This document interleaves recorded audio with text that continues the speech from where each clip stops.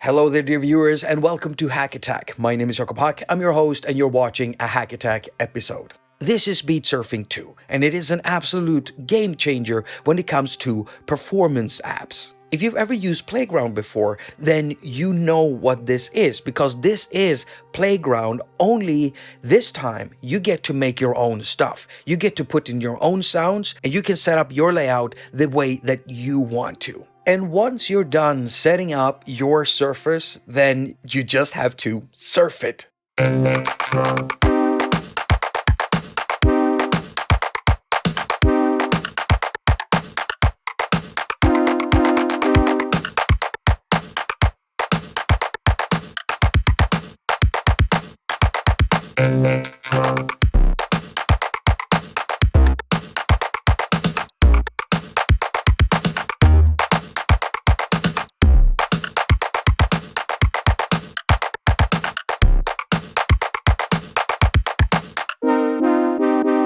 It's the way that you interact with the instruments inside Beatsurfing 2 that makes it so brilliant. You see, it's been designed for you to slide your fingers over these areas that will then trigger an instrument, essentially surfing over the surface to perform or to make it do stuff or play sounds. Now, these instruments that you can use, they're basically either sample-based or synth-based. And you even have MIDI instruments that send out MIDI data.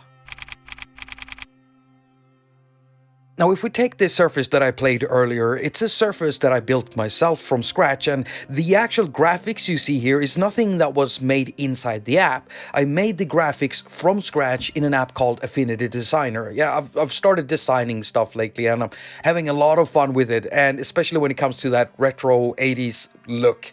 So I basically imported this into Beatsurfing 2 and started building my instrument surface on top of it. So at the reels here, we get a bass kick, and we get a snare drum over here.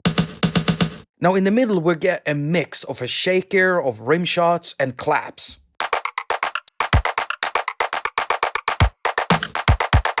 And you see how quickly it just becomes musical because it's all locking to a tempo. There is no sequencer in here. It's just being quantized to a tempo. And you can change the global quantization up here, and you can change the global tempo up here. And then you can also change quantization for all of the instruments individually if you want. Now over here we have a trigger for a vocoder sample. And I wanted a kick up here to be able to play the kick together with the bass sound so that I could move back to the snare.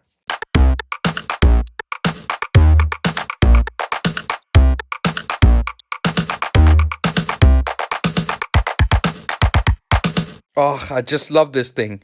Now, to show you what this surface really looks like without the graphics, I can just load this project instead. Here I've removed my background picture and I've colored all of the boxes containing all of the instruments. So here we can see the bass kick, we can see the snare, we can see the vocoder sample, the synth leads I have down here, and up here we have the kick. And then we have two bass sounds layered on top of each other.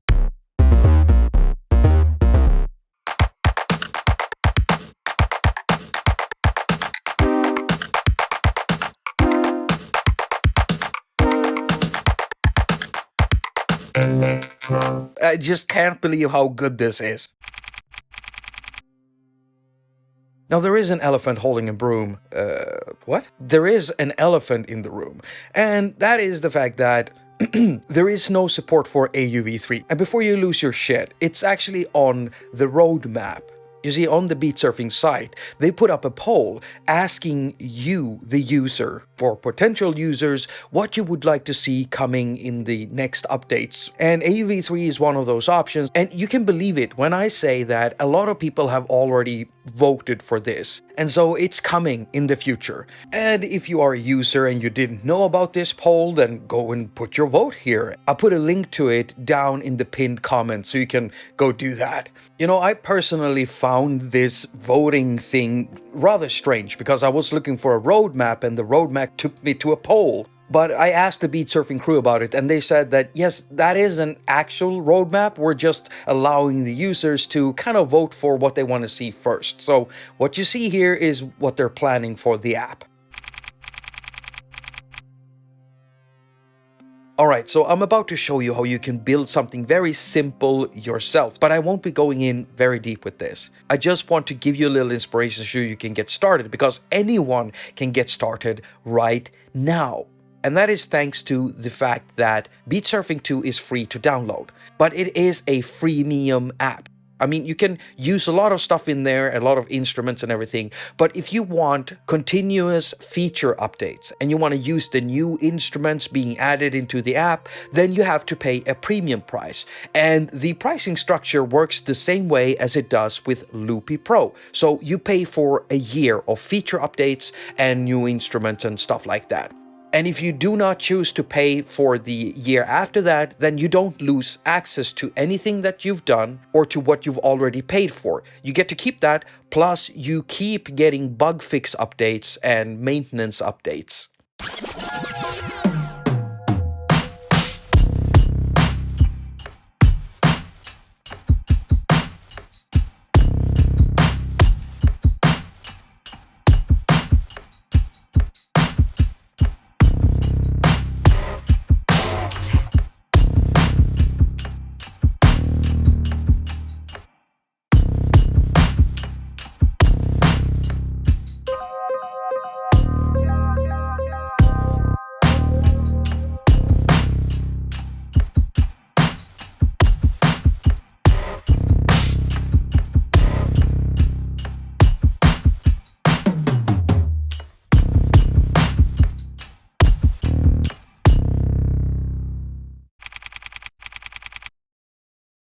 Here we have the welcoming screen of Beatsurfing 2, and as you can see, there are projects here on the right. Some of them are my own, but some of them actually came with Beatsurfing 2, and I do suggest that you try them out before you build your own thing.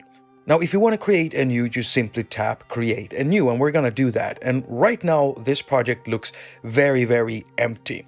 Down here is where we have our editable area. And up here is where we have the instrument area. So whenever you pull in an instrument, which we are going to do first, it's going to fill out this upper screen. So we're going to go to the right side where we have all of our different types of instruments. Some of these are sample-based, some of them are synth-based, and some of them are just pure MIDI. And we're going to bring in a sampler, the mini sampler. And we do that by tapping on the icon for the mini sampler and dragging it in to the editable area over here. As soon as we let go, it's going to load the instrument and we can now see it up in the instrument window. Now we are going to add some more stuff, but I want to show you a little bit of the interface here. If we look to the upper left, we can see a hamburger button. And if we press that, we have saving options and also the button for taking us back to the home screen. We can close it down by pressing the X, and then below the hamburger button we have 3 more buttons, and these represent the 3 different views. The first one is the instrument view, which shows us the actual instrument. Next we have the mixer view, and the more instruments you add here, the more channels you're gonna see pop up in the mixer view. Now, beneath the mixer view, though, we have the modular view, and here is where you do connections, because it turns out that some of these instruments have certain actions or commands that you can give them and link them up to other instruments. I'll show you an example later on. But right now I'm going to go back to the instrument view and we're going to add a few more. So we're going to go down here and choose the snare maker. I'm going to drop it in here. And then we're going to add another instrument. Let's make sure that we add a chilled hat and we drop that in right there, and there we go. And as it is right now, we can actually play the surface.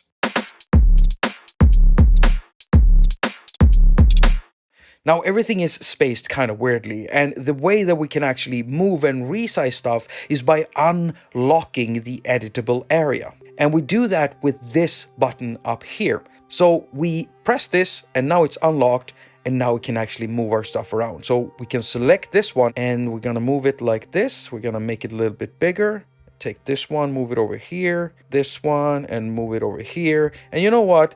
This is kind of fiddly to do because the surface is so small. So why not just head into full screen mode? Yeah, you can do that by tapping this function here. And when you do that, you're in full screen mode. And you can perform like this, and you can also edit and move stuff around in this mode too. And I think that's a good surface. Now we can lock it, and now we can play it.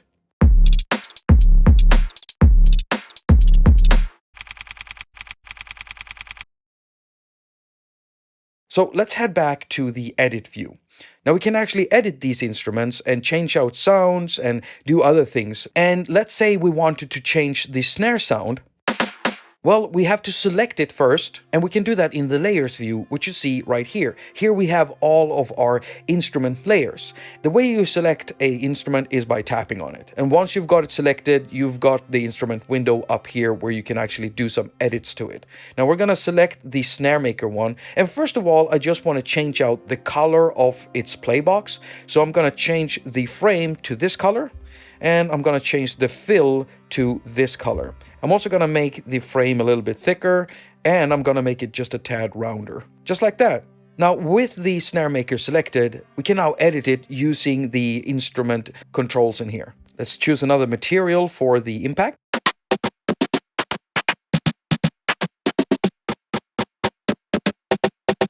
Like that one, and then choose another body.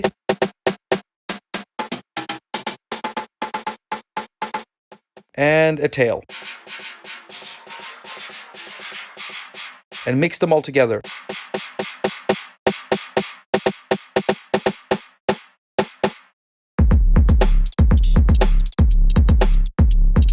I like that.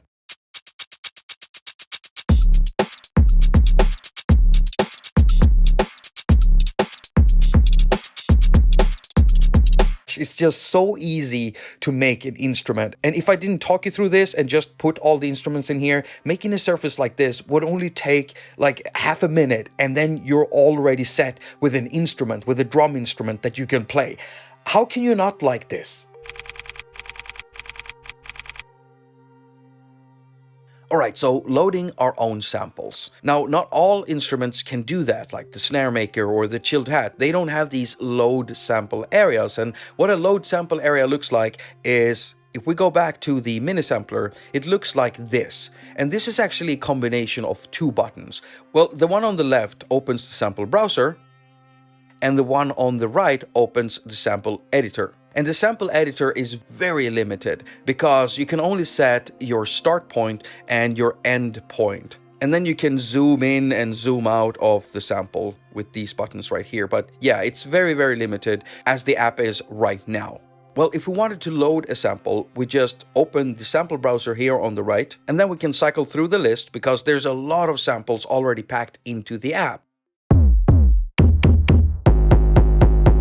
And a lot of them sound really good too. Now, the user library is at the top, and this is where all of the samples that you import will end up. And to actually import samples, we press Import Samples, and this opens up the Files window. And here you can scroll to wherever you want, go wherever you might have all of your WAV files, and just start loading them. I'm in my audio shares folder, and what I'm going to do is to jump down to a folder full of kicks that I made back in 2005, and right there. We're going to select the sample I loaded. Now, to confirm our load, we have to press confirm, and that's what I'm going to do.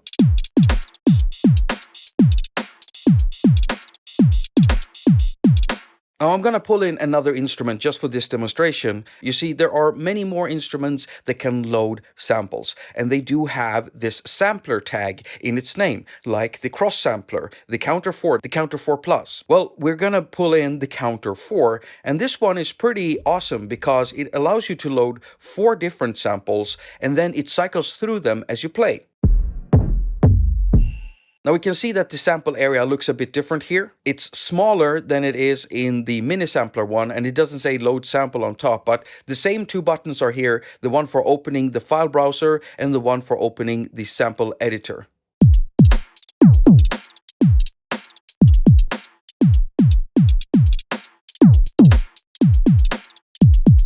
Now imagine having 4 different types of vocal samples in the counter 4. Well, you get the idea. Now I want to show you an example of where you can use commands in the modular view, and so I've loaded one of my earlier templates that you've already seen. And down here I have synth chords. These are samples that I made myself. I recorded them with a patch that I created in TB Flow Tones, a synthesizer I really love. But if we have a look at the synth chords here, we can see that we actually have connections going from the other synth chords to each and every one of the inputs for the stop command for all of the synth chords. So it's kind of like creating a choke group. And there are other commands that you can access if you choose other types of instruments. Right now I'm just using very simple stuff, but if we look at this instrument, for instance, then it actually has an octave change command. So you can use other boxes for changing the octaves for this instrument. I'm telling you, there's a lot of depth in Beatsurfing 2.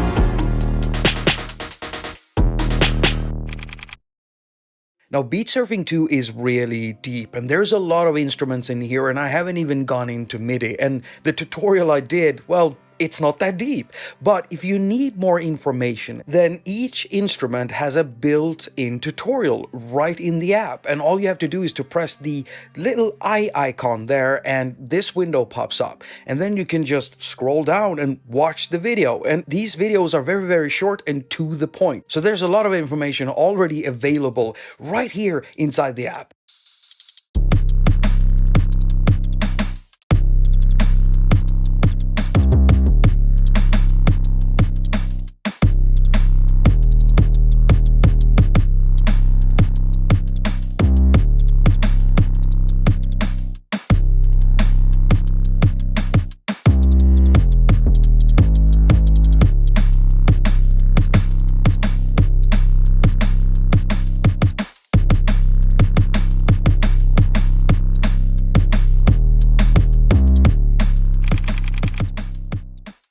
Okay, so it's May 29th, a Sunday, year 2022, when I'm recording this, and so anything I tell you right now is subject to change. But I want you to know what you're getting yourself into if you're getting in on Beatsurfing 2 right now.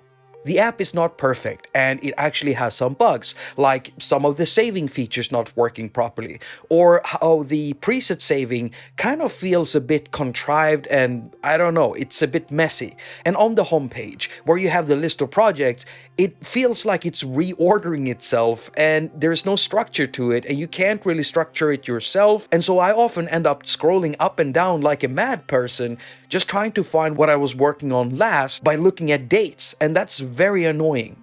Now, all of these things are easily fixed because they're bugs, but then there are some features that I feel are missing, and one in particular is the lack of an ability to multi-select stuff in the play area where you put all of your instruments.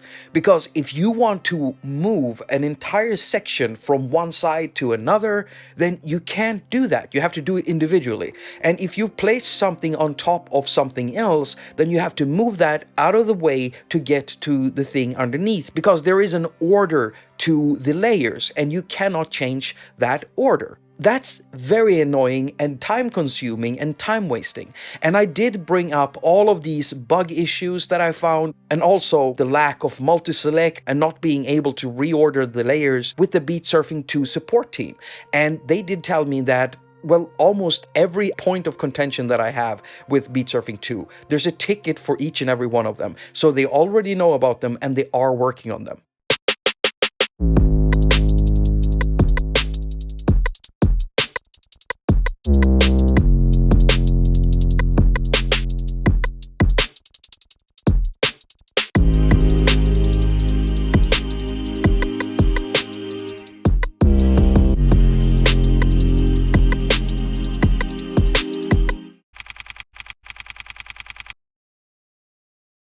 You know, the thing that really, really made me fall in love with the iOS platform as a musical creation platform was apps like TC11, Borderlands Granular, Sampler. They all have this one thing in common. You open them up and they turn the entire screen into an instrument. And that's exactly what Beatsurfing 2 does. And it actually has some history. You know, it actually came out as a MIDI-only app back in 2011, 2012 or something like that. And it was only MIDI, so you had to use it with something else, you know, another DAW or connect it to your computer or to your synthesizers and things like that. But it was a very cool thing. Well, years went by and then they put out Playground. This was in 2014 or 15 or something. I can't remember. But yeah, that was also very awesome because it was basically Beatsurfing evolving into something else. The problem here was that you couldn't make your own stuff, so you were out of luck. If you were like me, a creative person who wanted to produce their own surfaces with their own looks and their own unique sounds, you just couldn't do it. And so I was hoping that they were gonna make some kind of a playground editor. Well, that's what Beatsurfing 2 is. It's got that seamless playability that Playground give you, plus it backs it up with a really great editor with instruments that can play samples for you or synth sounds for you, and you even have a MIDI system inside. But the seamless playability is the magic of Beatsurfing 2. It is the strength of Beatsurfing 2. It is its own thing. It's not like working with a DAW where everything is streamlined after a timeline where you have an arranger window. No, because you trigger stuff kind of like an MPC machine, more like a sampler-based instrument. However, it's not really that either. And the way that you interact with your instrument by surfing over them, well, it basically makes it so that you can focus on building surfaces that emphasizes gesture patterns. I mean, the possibilities are endless. I cannot emphasize how much you need to try this out if you're into performance apps.